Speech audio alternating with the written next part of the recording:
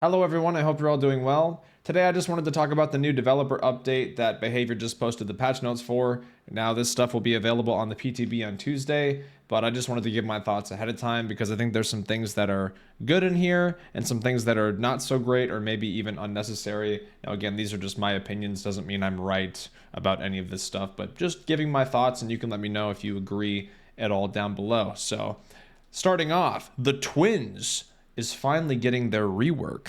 And I could not be happier about this because I hate playing the Twins. Those of you who watch my stream know this. I cannot stand playing this killer. I think it's tedious. I think it's annoying. Makes me rage. And so they're getting buffed, and that's cool. There's some pretty simple quality of life changes in here, like reducing the amount of time it takes for Charlotte to switch back to Victor, reducing the amount of time it takes to unbind Victor, and reducing the amount of time it takes for Victor to pounce. So like charge his pounce. So that is all just, quality of life to make that feel smoother. They also added the ability to recall Victor at any point while he is unbound. And also you can switch between Victor and Charlotte when you're near a hooked survivor. So that means as soon as you hook a survivor, you can immediately switch to Victor from across the map. You don't have to walk away from the hook, to get to a certain point and then switch. However, they do say that the anti-face mechanic will still work. So if you hook a survivor and then immediately switch, if Charlotte is sitting there, essentially face camping the survivor AFK, that anti-face camp mechanic is still going to work and the survivor will still be able to unhook themselves. So maybe it's something you could do to just, if you really quick want to go check a gen or something with Victor and then come right back and leave before they're able to unhook themselves. I don't know. Could be cool. Could make for some cool plays. Now we're getting to the much larger and more noticeable changes. The first one being that Victor no longer latches on to healthy survivors. So essentially, when Victor jumps and injures a survivor, he just kind of bounces off of them and just injures them. And survivors cannot kick Victor when he has a successful pounce. So if he injures a survivor, you can't just kick him while he's on the ground. You can only kick him if he misses an attack. Behavior did confirm that on Twitter. So if you charge your pounce and you miss, survivors can still kick you and stomp Victor and teabag you and all that fun stuff. But if you just injure a survivor, they cannot stomp you. Instead of Victor latching onto healthy survivors after he injures them and then they just kind of run around, now he latches onto survivors when they go in the dying state. So that essentially means that after Victor downs a survivor, Victor can't keep running around and go and injure and down more survivors. Once he downs one survivor, he sits on them, and then a survivor can crush you and try to pick up the teammate and whatnot. While Victor is attached to that survivor on the ground or holding a survivor in a locker, Charlotte gains a 10% haste effect.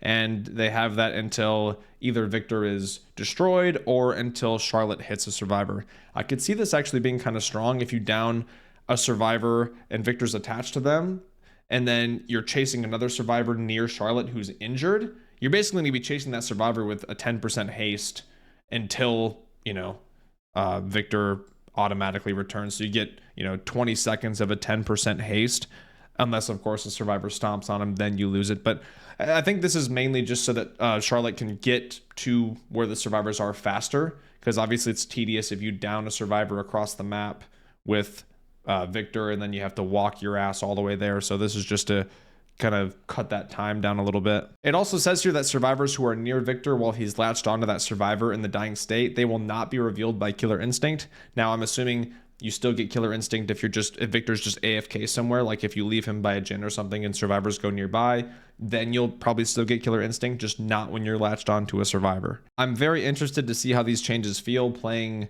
as and against the Twins. It seems like they're going to be a lot more fun to play, less tedious, and maybe less tedious to play against, because it seems like slugging isn't as viable of an option, at least not in the same way. But I guess we'll see.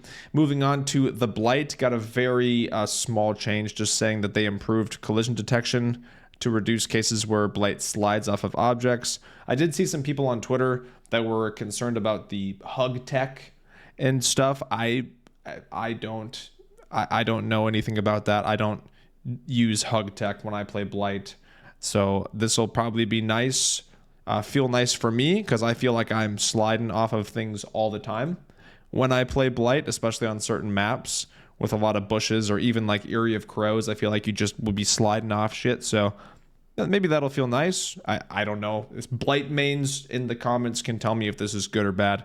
Moving on to Haddonfield. Now, this is one of those changes where I feel like it just wasn't necessary right now. Obviously, Haddonfield has some problems and would love to see those problems fixed, and it seems like they're doing that, and that's cool. However, I just don't understand why this map is at the forefront of their priorities when it's like we have the swamp that still hasn't received any reworks at all. Like, please, for the love of God, do something with the swamp or just kill switch it.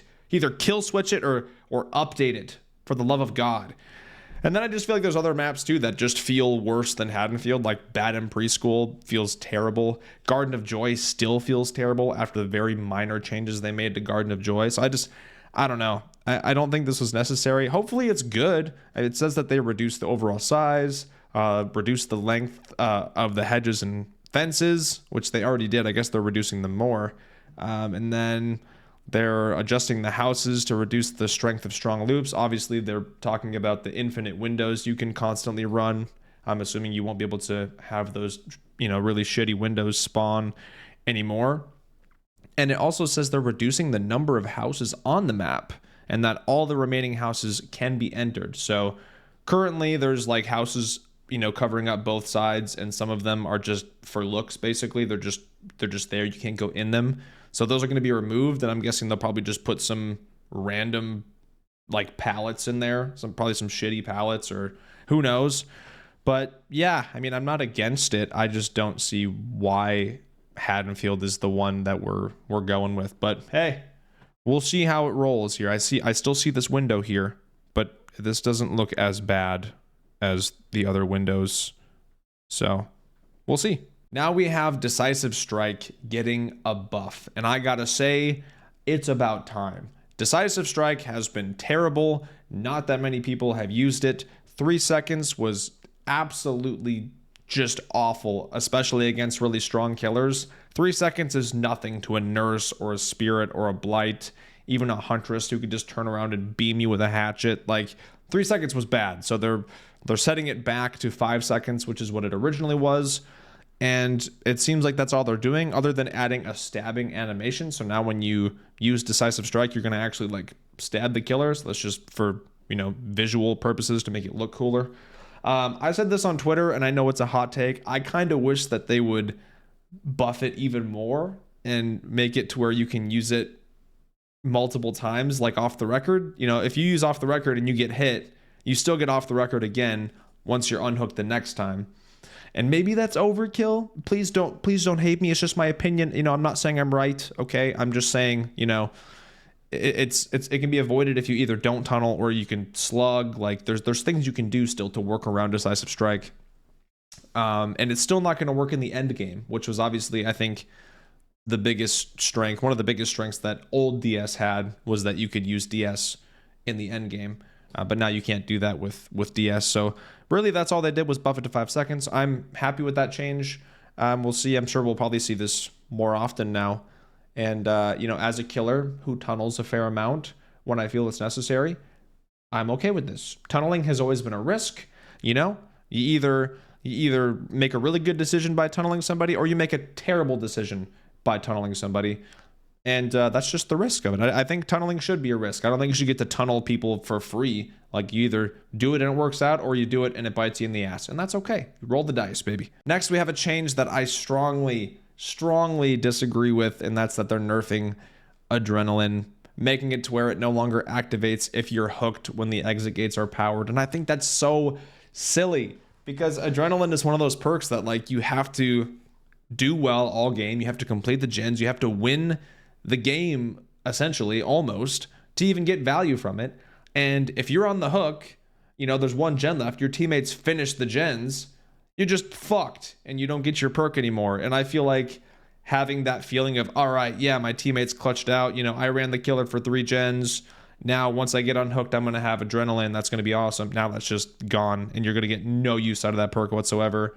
And just extra nerf, they reduce the speed burst duration to 3 seconds instead of 5. I don't know. To me, this one just did not feel necessary, and I don't agree with it, but it is what it is. I'm sure a lot of killer players will be happy, so that's fine. I'm sure Freddy players will also be happy because adrenaline doesn't wake you up from your nightmare. You can, you're still in the dream world if you use adrenaline, so that's good for Freddy players. And then we have Ultimate Weapon that got nerfed, but also buffed, but also nerfed. So now instead of making survivors scream when you open a locker, survivors in your terror radius will scream. Now it just shows their aura and they don't scream. So I don't know if that's really a nerf or a buff. It's certainly going to be less annoying for survivor not screaming like that, but also if survivors have distortion, you're not going to get value from this. They also reduced the activation time to 15 seconds, which is a nerf. So if you were to open a locker, you had 30 seconds to walk around and get survivors to show you where they were. Now it's half of that. So you only have 15 seconds to walk around and try to see the survivors' auras. And they also increased the cooldown to 80 seconds from 40. So they doubled the cooldown and cut in half the activation time. So definitely feels more like a nerf, honestly. And I feel like a lot of survivors run distortion over calm spirit. So a lot of, distortion users are going to be countering the shit out of this. So we'll see. We'll see how this goes, I guess. I don't know. I don't really use Ultimate Weapon that often. So now we're moving on to my favorite change out of everything in this update, and that's no more DEPIPS. Thank God. I have been saying forever it makes no sense that killers or survivors should DPIP if they don't do well, because like the ranking system is just for blood points. It doesn't mean anything other than the more you rank up, the more blood points you get at reset. It has nothing to do with MMR or matchmaking or anything. So I don't understand why, like, if you have a bad match, you get punished and DPIP. It just didn't make sense to me. So they're removing that, and they even say it feels, it feels like they don't need to punish people, if it's just, for blood points. So thank goodness. It's going to be even easier to get to iridescent and get those blood points before reset. So yeehaw. And then lastly, they're just making some changes to the store. I think this is cool. I think this looks really clean, looks really nice. I obviously don't have any problems with this. One thing that I thought was cool is that you're going to be able to see killer Mori animations in the store. So if you haven't purchased a killer yet and you're looking through the killers, you can actually see what their Mori looks like before you buy them. Now, I also wonder if this means that there's going to be custom Moris coming that we'll be able to look at and choose from, and maybe purchase new Moris because they have that in DBD mobile. So that would be really cool if they're going to be adding that to the base game. But yeah, I think this looks clean. I think it looks good.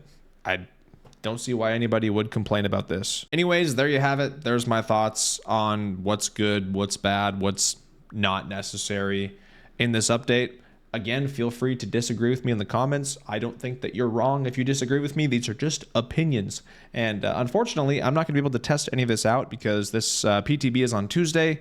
And next week, I'm doing a whole week of variety over on my Twitch. I'm doing variety week. So a whole week of no DBD.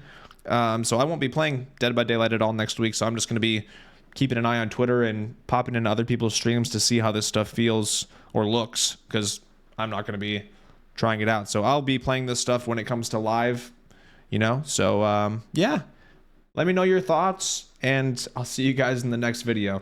Goodbye.